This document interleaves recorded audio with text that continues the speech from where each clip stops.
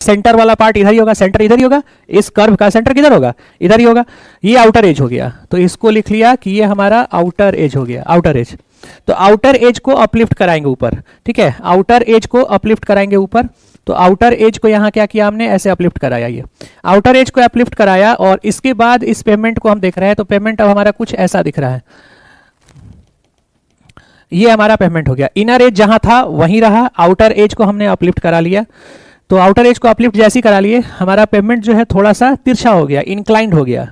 अब ये जो इंक्लिनेशन आप देख रहे हैं, ये जो इंक्लिनेशन है थीटा एंगल, ठीक है, ये इंक्लिनेशन जो हमने थीटा दिया, इसी इंक्लिनेशन स्लोप को हम बोलते हैं सुपर एलिवेशन, ठीक है, इंक्लिनेशन स्लोप को हम बोलते हैं सुपर एलिवेशन। या इस हाइट को बोलते हैं कि कितना हाइट आप प्रोवाइड किया है। तो हाइट अगर आप लेंगे तो इसको बोलते हैं total super elevation, in height, ये मेजरमेंट में आ गया। और अगर स्लोप केवल निकालते हैं तो इसको टेक्निकली वर्ड कहते हैं सुपर एलिवेशन। ध्यान दीजिएगा, एक होता है टोटल सुपर एलिवेशन और एक होता है सुपर एलिवेशन, दोनों एक ही चीज है, लेकिन इन दोनों के बीच में सिर्फ डिफरेंस ये है कि टोटल सुपर एलिवेशन अगर कहा जाए तो वो हाइट हो गया, और सुपर एलिवेशन अगर कहा गया तो केवल स्लोप हो गया, वो स्लोप हो गया, ठीक है। तो ये हाइट कितना हुआ, इस हाइट की बात मान लीजिए, इस हाइट को हम लिख लेते हैं यहां से यहां तक, इस हाइट को लिख लिया कैपिटल एच, ये टोटल हाइट हमने प्रोवाइड किया।